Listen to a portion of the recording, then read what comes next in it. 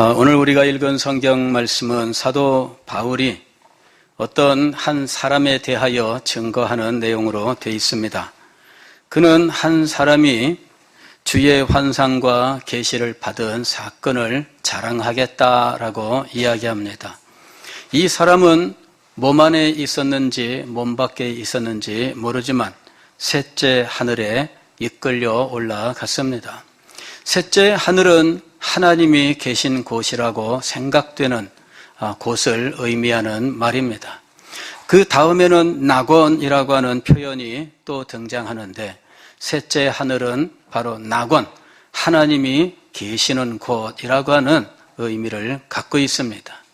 몸 안에 있었는지 몸 밖에 있었는지 이것은 그의 의식만 그곳에 간 건지 아니면 몸도 간 것인지 어쨌든 분명히 알지 못합니다. 그러나 경험한 것은 사실이에요. 그곳에서 감히 인간의 말로 표현할 수 없는 하나님의 말씀을 듣게 되었는데 이 사람은 우리가 이 성경 문맥을 따져볼 때 사도 바울 자신이 틀림없다 하는 것입니다.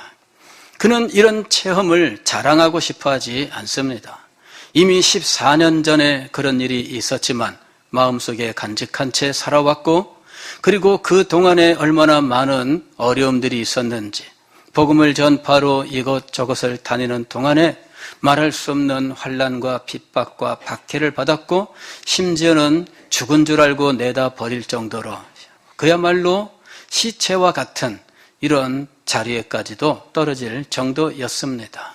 그러나 그는 굴하지 않고 복음을 전파하는 일을 위해서 끝없이 달려갔는데 이 모든 일을 감당할 수 있었던 이유는 그가 하늘의 영광을 목격했고 하나님의 음성을 들었기 때문이었습니다. 오늘 우리는 이 놀라운 은혜 체험이 하나님의 뜻을 따라 살아가는 우리의 삶에 하나님께서 주신 사명을 감당하는 일에 얼마나 큰 유익을 주는지 알아야 됩니다. 우리는 지난 주일에 성령 세례에 대해서 생각을 했습니다. 성령 세례는 영광을 받으신 그리스도께서 교회의 머리로서 성령으로 교회와 그 지체를 능력 있게 하시는 사역이다라고 말씀을 드렸습니다. 성령으로 부으신다 하는 말도 있고 성령 세례라는 말도 있고 양자의 영, 인침, 보증 이런 여러 가지 말들이 있지만 이것은 성령 세례를 표현하는 다양한 용어인 것이죠. 이 일은 그리스도께서 우리의 중보자로서 행하시는 사역의 하나입니다.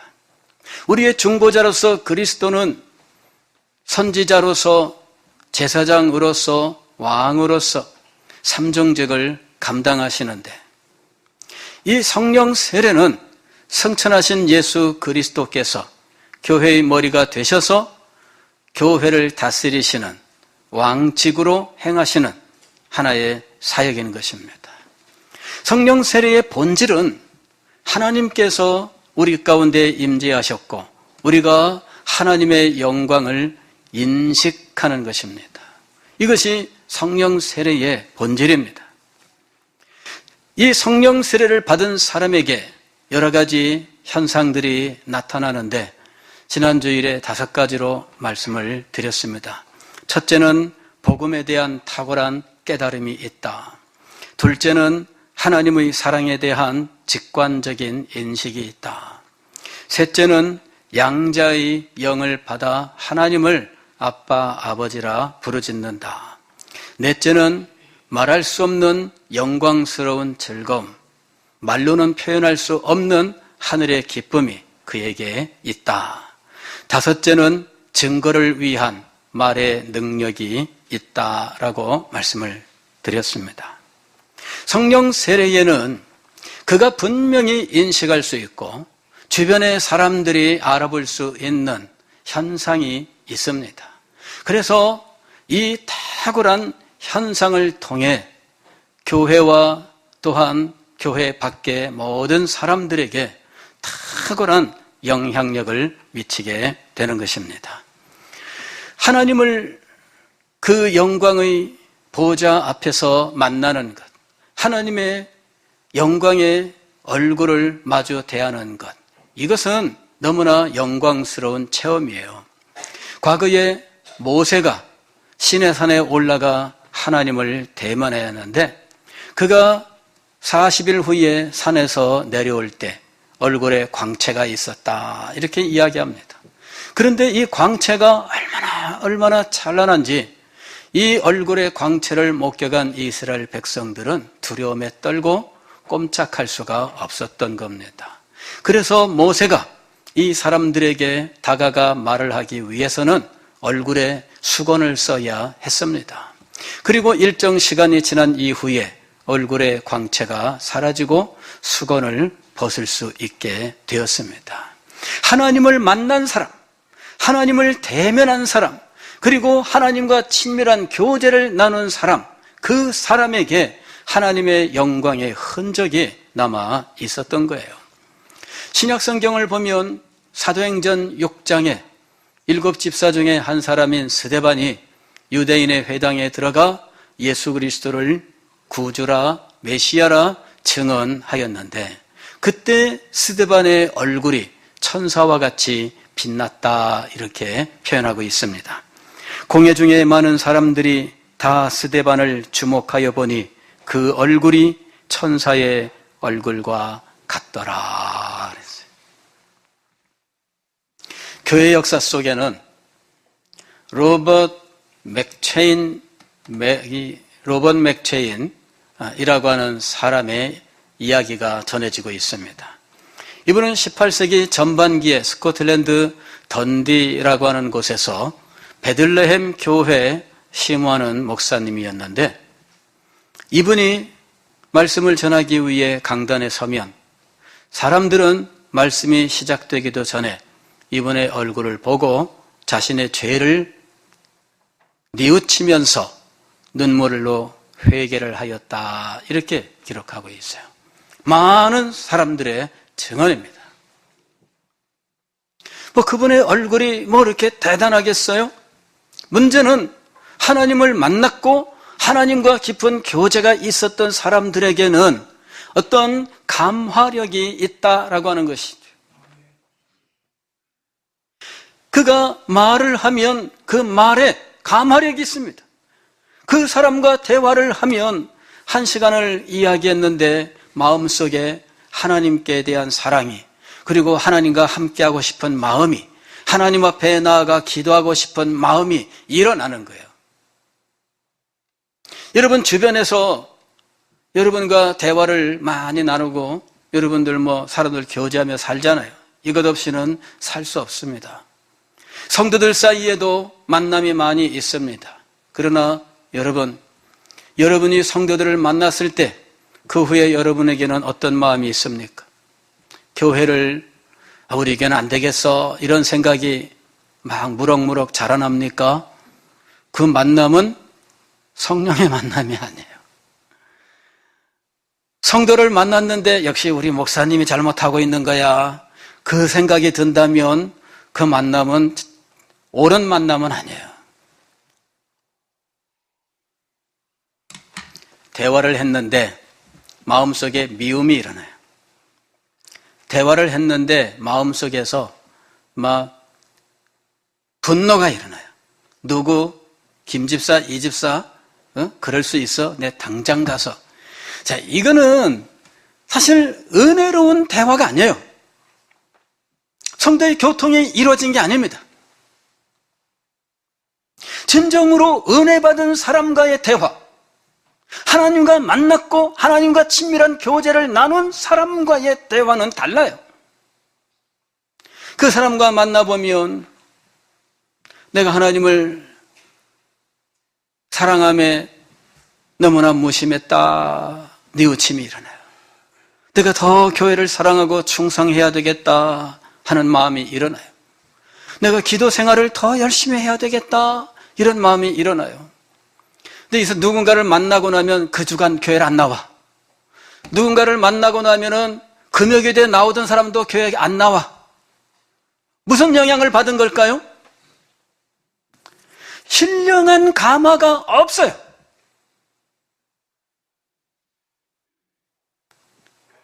신령한 감화가 일어나는 만남, 이것이 있어야 돼요. 그런데 이런 감화는 누구를 통해 오느냐 하는 거예요. 하나님께서 성령 세례를 주셔서 한량없이 성령을 받고 은혜를 받은 사람에게서 이런 감화의 역사가 일어나는 겁니다. 그리스도께서 무기력하고 무능력한 교회, 잠들어 있는 성도들을 깨우고 살리기 위하여 행하시는 사역이 성령 세례인 것이에요.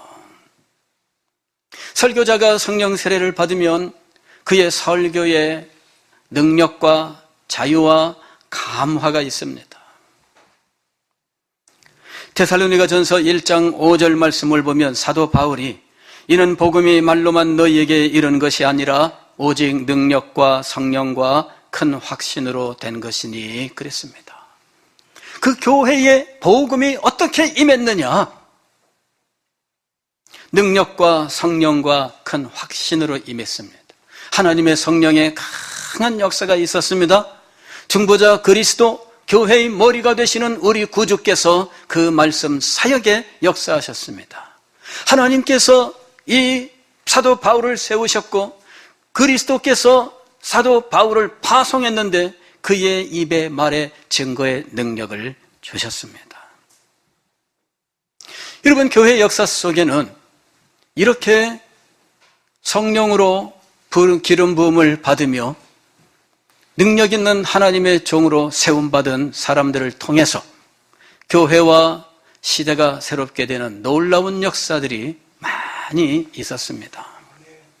과거의 중세 말에 피렌체에 사보나롤라라고 하는 사람이 있었습니다. 물론 이 사람은 로마 가톨릭에 충실한 사람이었어요.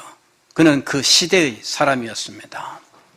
그런데 그 시대에 도덕적인 타락이 얼마나 심했는지 로마 교황청의 교황들과 그리고 이런 성직자라고 하는 사람들의 도덕적인 타락은 말로 다 할 수가 없고 교회의 질서가 무너지고 하는 이런 일들, 그 피렌체에 유명한 가문이 있는데 메디치라고 하는 가문이 있어요. 아주 부자입니다. 이 메디치 가문이 이 교황을 몇 명을 자기 후손으로 세워요. 다 사생자를 만들어서 교황을 세우는 이런 일들이 일어납니다. 교회를 마음대로 좌지우지하는 일들이 일어납니다. 교회 안에는 이런 금전적인 문제와 각종 이런 부도덕한 일들과 그리고 각종 미신들로 가득 차게 되는 상황이 벌어졌어요. 그때 사보나롤라라고 하는 사람을 하나님께서 세우셨어요. 그의 말씀에 강력한 은혜를 주셨습니다. 어느 날 그가 말씀을 전하는데 사람들이 자신의 죄를 회개하고 뉘우치며 얼마나 놀라운 역사가 일어났는지 몰라요. 사람들이 교회로 밀려들기 시작을 하는데 얼마나 많은 사람이 왔는지 사람들이 더 이상 들어올 수 없게 되었어요. 가득 차가지고 이제는 아무리 밀어도 사람이 들어가질 않아. 이 교회가 무너지겠다. 문을 닫아라. 이래가지고 문을 닫았는데 자기 앞에서 문이 딱 닫히는 순간 남아있던 사람들은 마치 천국문이 닫힌 것처럼 울부짖었다. 이렇게 기록하고 있어요. 얼마나 많은 사람들이 아직도 교회당 밖에서 눈물을 흘리며 통곡을 하면서 교회당 안에 들어가지 못했다. 그 사람들이 교회를 둘러쌌는데 우리 저기 창문 있잖아요. 그 창문에 열고 매달린 거예요, 사람들이. 우리 교회는 2층에 3층이라서 매달리기도 힘들 것 같아. 예. 얼마나 놀라운 역사가 일어나요. 나중에 그 시에서 이 부패를 척결하기 위해서 사보나롤라를 이제 집정관으로 세우는데 결국 그것이 이 사람의 몰락의 길이 됩니다. 말씀 사역자가 정치에 관여하고 정치를 자기의 주된 업무로 하게 되는 순간 그는 말씀의 능력을 상실하는 거야. 저는 정치 이야기하지 않습니다. 정책에 대해서야 혹시라도 성경을 설명하는 중에 나올 수는 있지만 그러나 정치는 제 본업이 아닙니다. 그냥 성향은 있을 수 있지만 그것을 전파하고 강요하는 일은 행하지 않습니다. 제가 하는 일은 하나님의 말씀을 가르치고 선포하는 일이에요. 이것 외에는 제가 할 수 있는 일이 없어요. 이것 외에는 주님께 받은 일이 없습니다.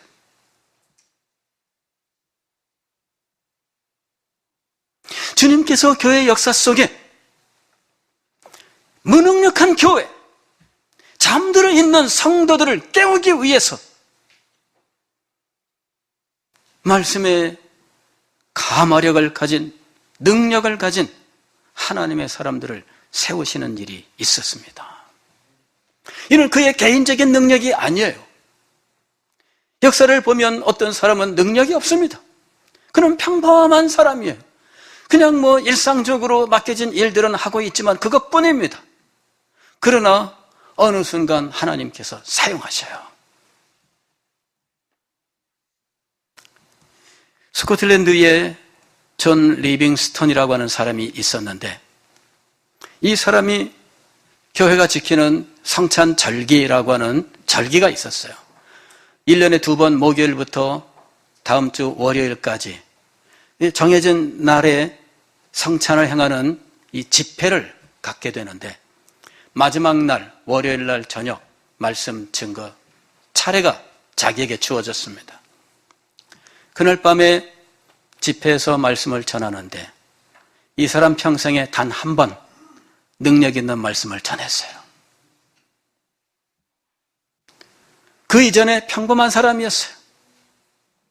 근데 그날 밤에 얼마나 하나님의 은혜가 부어지는지 이 사람의 말씀 사역에 많은 사람들이 회개하고 뒤집어지고 놀라운 역사가 나타났습니다. 19세기 1859년 웨일즈에서 대부흥이 일어납니다. 이는 57년, 58년 미국 뉴욕에서부터 시작된 대부흥이 아일랜드를 거쳐 웨일즈 이렇게 연달아 이 몇 년 동안 일어나던 이 대부흥의 하나예요. 근데 이 대부흥에 쓰임받은 사람이 있습니다. 데이빗 몰간이라고 하는 사람이에요. 그런데 이 사람은 그때까지 평범한 사역자였어요. 누구한테 유명한 사람도 아니고 그냥 평범하게 사역하던 사람이에요. 근데 어느 날 잠을 자고 아침에 일어났는데 놀라운 은혜와 능력이 임한 거예요. 이 사람이 가는 곳마다 말씀의 역사가 나타나요. 교회가 깨어지고 성도들이 살아나는 놀라운 역사가 일어납니다. 웨일즈에 대부흥의 바람이 불고 능력이 임하기 시작을 했어요. 2년이 지났는데 데이빗 몰간이 자기 친구에게 나중에 고백하는 내용입니다. 내가 그날 밤에 능력으로 충만해서 잠이 들었는데 다음날 아침 2년 전 평범했던 데이빗 몰간으로 깨어났다.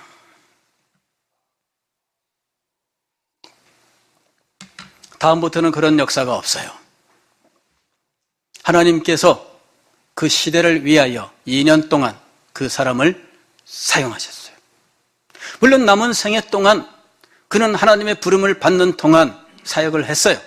그러나 하나님은 2년 동안 부흥의 불길로 그 나라를 새롭게 태워가셨던 거예요.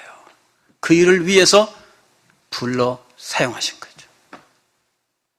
평범한 사람들도 주님께서 들어 사용하시면 놀라운 역사가 일어나요. 이 사람의 대화 속에서 사람들이 변화되고 이 사람이 편지에 사람들이 녹아내리게 됩니다. 이 사람이 설교자라면 그의 설교에 교회가 변화되고 성도들이 새롭게 삶을 살게 되는데 그 시대의 도덕이 변하고 그 시대의 제도가 변하는 놀라운 역사가 일어난 거예요.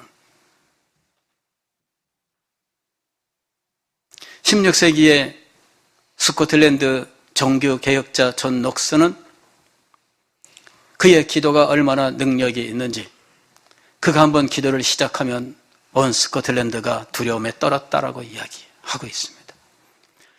과장된 표현일 수는 있습니다. 그러나 그의 기도가 능력이 있고 그의 말씀에 능력이 있다는 것만큼은 사실이에요.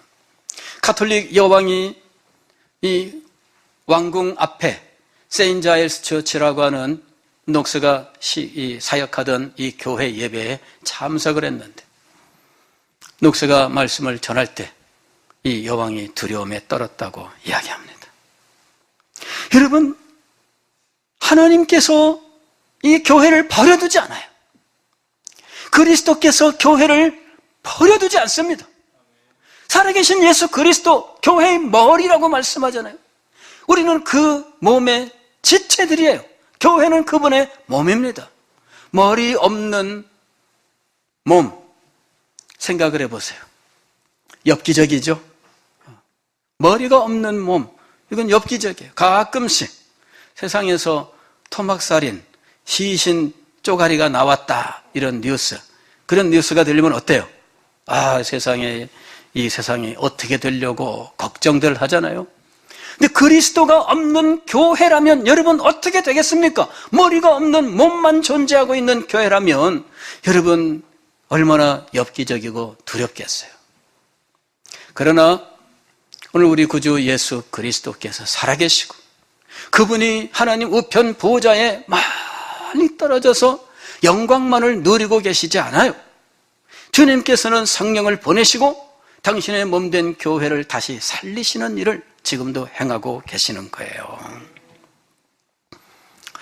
하나님의 이 놀라운 은혜를 받은 사람들, 그리스도께서 교회의 머리로서 성령을 부으셨을 때 이 성령의 놀라운 은혜를 받은 사람들, 이 사람들은 교회를 살리는 일에 얼마나 능력 있게 쓰임을 받았나 모릅니다. 18세기 웨일즈 대부흥의 주역 중 한 사람인 하웰 해리스, 이 사람은 야학 선생님으로 일을 하고 있었습니다. 젊은 청년이었어요. 어느 날 부활주의를 앞두고 성찬식을 해야 되겠는데 목사님이 예배 시간에 성찬 광고를 하면서 성찬식에 참석하기에 부족하다 생각되는 사람들이 있다면 자신이 그리스도인인지 다시 한번 생각해보라 하는 말씀을 듣습니다. 이 말씀을 듣고 하웰 해리스가 마음에 찔림이 있었어요. 다음 주에 성찬이 있으면 나는 참석지 말아야 되겠다 하고 생각하고 있었거든요. 목사님의 광고를 듣고 그는 일주일 동안 기도합니다. 하나님, 제가 성찬식에 참석할 자격이 없습니다. 저는 그리스도인이라 부를 수가 없습니다. 주님 앞에 기도하면서 한 주간을 지내었는데 다음 주에 성찬에 참여를 했습니다. 그에게 하나님의 은혜가 임했어요. 그 뒤로 이 사람이 계속 기도의 힘을 썼는데 그로부터 얼마 후에 그는 교회당 이 첨탑에 있는 기도방에서 기도하다가 놀라운 은혜를 받아요.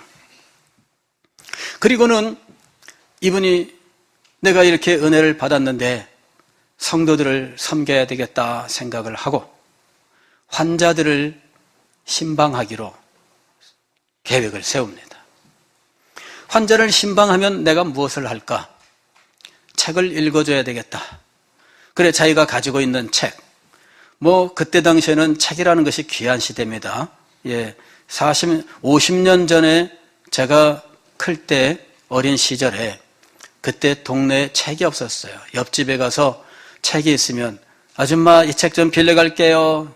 그래, 가져와서 책 보고 그랬던 시절이 있었어요. 근데 몇백 년 전에는 오죽했겠어요. 자기가 가진 책이 마침 로버트 베일리의 경건의 실제라고 하는 책이에요. 그 책을 가지고 가서 읽어주기 시작한 거죠. 근데 여러분, 이 책을 읽어주는 동안에, 그리고 책의 내용을 설명해주는 동안에 환자들이 회개하고 놀랍게 은혜를 받아요. 그 가족 식구들, 간호하던 식구들이 놀랍게 은혜를 받는 거예요. 가는 곳마다 이런 놀라운 역사가 일어납니다. 소문이 나서 어느 날은 예정된 집에 갔더니 얼마나 많은 동네 사람들이 몰려와 있는지. 여러분, 동네 사람이 몰려왔다 그러는데 여러분, 이게 쉬운 게 아니에요. 왜냐하면 제가 하웰 해리스 고향 마을을 갔어요. 고향 마을을 이 탈가스라고 하는 곳을 갔는데 산골짜기야. 웨일즈 산골짜기, 우리 왜 두메산골이라고 말하는 그런 두메산골이야. 그런데 집들이 없어요. 집들이 없어. 띄엄띄엄 산골 마을 가면 왜 집이 여기 있어야만, 저기 이 길 따라서 조금만 가면은 집이 나와요. 4시간 걸어가고. 그러잖아요. 우리 두메산골. 그래가지고 1시간 걸어가도 집이 안 나와가지고, 집이 있긴 있는 거야. 길은 있으니 이게 사람이 사는 집이 있긴 있는 것 같은데, 그 뒤로 2시간 걸어갔는데 저 앞에 지붕이 보이는 거예요. 야, 저기 있구나. 그리고 갔는데 1시간 가는 거 있죠. 그게 두메산골이잖아요. 그게 두메산골. 그 고향 마을이 그런 두메산골이에요. 사람들이 와서 하웰 해리스가 집안에 들어가지 못할 정도예요. 그러니 얼마나 많은 사람들이 아침밥 먹고 일찍 달구지 끌고 온 거예요. 말 타고 마차 끌고, 그리고 산골 마을 곳곳에서 그 집에 모인 거죠. 그래서 한 날은 집에 들어가지를 못했습니다. 밖에서. 제가 마당에서 말씀 전할게요. 다 나오세요. 그냥 다 나와서 마당에 앉아있고 마당에서 말씀을 전했는데 놀라운 은혜가 임했어요. 그때부터 이 사람이 평신도로서 하나님 앞에 쓰임을 받기 시작을 했는데 18세기 웨일즈 대부흥의 주역이 된 거예요. 하나님께서 이 사람을 그냥 두지 않았습니다. 산골짜기마다, 마을마다 이 사람을 불러서 하나님의 말씀을 전하게 합니다. 이 사람은 그저 배운 것 별로 없는 사람입니다. 자기가 읽은 이 책을 가지고 그 책의 내용을 설명해주는 일밖에 하지 못했던 사람입니다. 그러나 하나님께서 이 사람을 사용하셔서 그 산골짜기에 있던 영혼들, 그 도시, 그 나라를 바꾸는 놀라운 역사를 이루도록 사용하셨어요. 그리스도께서 교회의 머리가 되셔서 하나님의 사람을 세워 이 놀라운 역사를 이루게 하셨던 거예요. 하웰 해리스와 같이 사용되었던 다니엘 로울랜드라고 하는 사람도 있어요. 이 사람도 산골 마을에 대대로 세습하는 목회자 집안의 사람입니다. 자기 아버지도 목사요, 할아버지도 목사예요. 산골 마을 그 자그마한 교회에 대대로 그냥 이어받아서 그냥 그 교회 목사님이 되는 거예요. 그런데 자기 형님이 그 교회 담임 목사님이고 자기는 부목사예요. 근데 형님은 목회가 싫다고 떠났어요. 그런데 그냥 여전히 부목사 신분으로 그 교회를 담임 목회를 하고 있었어요. 20대 중반에 목사 타이틀을 가지고 설교를 하는데 배운 게 없으니 목사 타이틀만 정부로부터 받았지 배우지 못한 거예요. 그래 교인들이 떠나가기 시작하는데 가만히 알아보니까 이웃에 어느 교회에 설교 잘하는 목사 교회로 간다더라. 그래서 이 사람이 그 목사는 도대체 어떻게 설교하는데 한번 가서 보자. 이래가지고 어느 날 주일날 교회 문을 닫고 그리고는 그 곳을 찾아갔어요. 저 끝에 앉아있는데 설교가 달라. 예배 끝나고 나서 찾아가서 물었습니다. 어떻게 해야 되겠습니까? 그랬더니 그분이 그에게 조언을 합니다. 십자가만을 전하세요. 돌아와서 숙제를 안게 됐습니다. 십자가만을 전하세요. 이건 뭘 말하는 걸까? 그때부터 이분이 모르지만 십자가만을 전해야 되겠다 생각을 하고 그저 연구하고 기도하고 노력을 했는데 어느 날 하나님께서 그의 말씀에 놀라운 은혜를 주셨어요.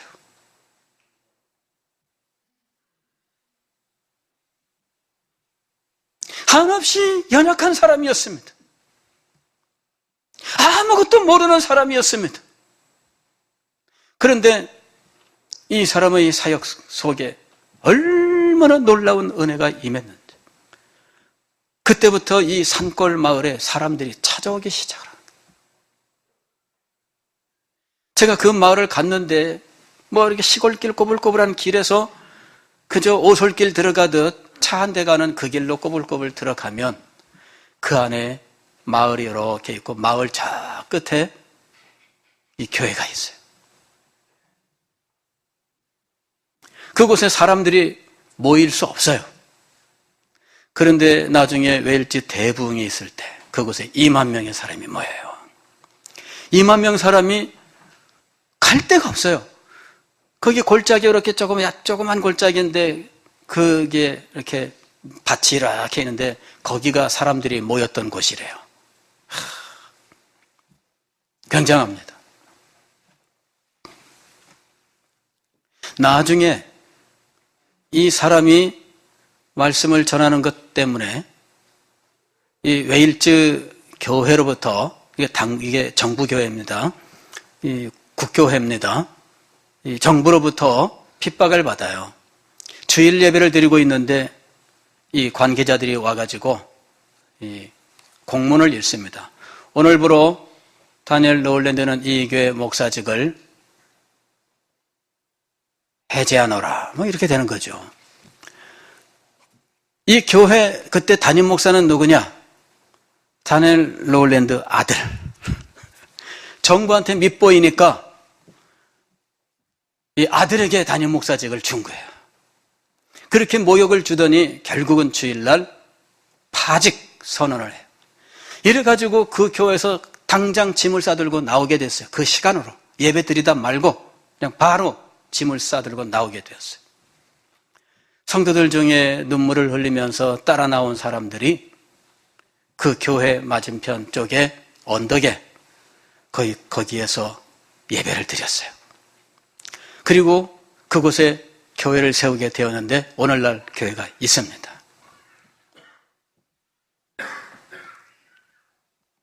여러분, 하나님의 은혜가 있어야 돼요. 여러분, 성령 세례는 오늘 우리 교회를 위해서 또 우리 다음 세대를 위해서 그리고 오늘날 무능력함에 빠져있고 안 돼라고 하는 생각에 빠져있는 우리 자신들을 위해서 정말 필요한 거예요. 제가 다음 세대를 위해 여러 가지로 우리가 기도하며 준비하고 행합시다 하고 일을 해보니까 우리한테 가장 필요한 것이 무엇인가? 돈도 아니고 사람도 아니고 바로 이 우리 주님, 우리 구주 예수 그리스도의 이 놀라운 은혜다라고 하는 사실을 깨닫게 됐어요. 우리한테 지금 가장 필요한 것, 그리고 우리에게 가장 시급한 것, 우리에게 첫 번째로 필요한 것이 무엇일까? 저는 여러 가지 일을 해보려고 하니까 돈이 제일 필요하더라고요. 돈이 있으면 인테리어도 새로 하고 돈이 있으면 다 새롭게 하고 빛과 반짝하게 만들어서 사람들이 와도 야, 이 교회 멋지네 이런 말 들을 수 있을 것 같은데 정말 우리에게 필요한 것이 무엇일까? 첫 번째로 우리에게 필요하며 그리고 우리에게 전부가 되는 것이 무엇일까? 주님께서 저에게 깨달음을 주셨는데 이미 알고 있던 거였어요. 이는 힘으로 되지 아니하며 능으로 되지 아니하며 나의 신으로 되느니라. 이미 알고 있는 것이었어요. 주님께서 이 시대를 살리시는 놀라운 역사를 이루시는 교회의 여러 증거들을 제가 알고 이것을 붙들고 소망하며 기도하며 살아왔는데 이미 알고 있는 것들이었어요. 문제는 우리 가운데 우리 구주 예수 그리스도께서 성령을 부으시는 놀라운 역사가 일어나느냐 하는 것입니다. 아는 것이 아니라 이 일이 우리에게 일어나는 것이 중요한 것입니다.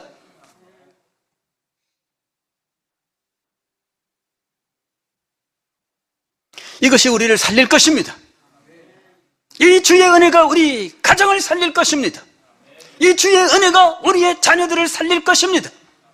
이 주의 은혜가 이 교회를 세워 이 시대를 위해 쓰임받는 놀라운 은혜를 주실 것입니다. 여러분, 특별해야 이 은혜를 받는 거 아닙니다. 비범해야 은혜를 받는 것 아닙니다. 아무리 부족한 사람이라 할지라도 주님 사용하시면 인간 중에 가장 탁월한 사람일지라도 그 발끝을 따라오지 못하는 법입니다. 하나님께서 들어 사용하시느냐, 우리 구주 예수께서 그에게 성령을 부으시느냐, 이것이 문제인 것입니다. 사랑하는 성도 여러분, 기도하십시오. 소망 가운데 기도하십시오. 우리 구주 예수 그리스도께서 살아계시고 이분이 지금 당신의 교회를 살피고 계시지 않습니까? 그분께서 우리들을 일일이 살피고 계시지 않습니까? 주님께서 이 시대를 위하여 뜻을 가지고 계시지 않습니까? 주님께서 이 놀라운 일을 이루시기 위하여 사람을 찾고 계시는 거예요. 이 소원을 가지고 주님 앞에 헌신할 사람, 주님께서 부르시면 아멘 화답하며 주님의 쓰임에 기쁨으로 나올 사람, 우리 주님께서 이런 사람을 찾고 계시는 것입니다. 사랑하는 성도 여러분, 이곳에 계신 여러분이 주님께 쓰임받는 사람이 될 수 있기를 주의 이름으로 축원합니다. 여러분을 통해서 이 시대가 살아나고 우리 다음 세대가 살아나는 놀라운 역사가, 우리 교회가 70년을 넘어서 앞으로 주님 오시는 날까지 능력으로 사명을 감당하는 교회가 될 수 있기를 주의 이름으로 축원합니다.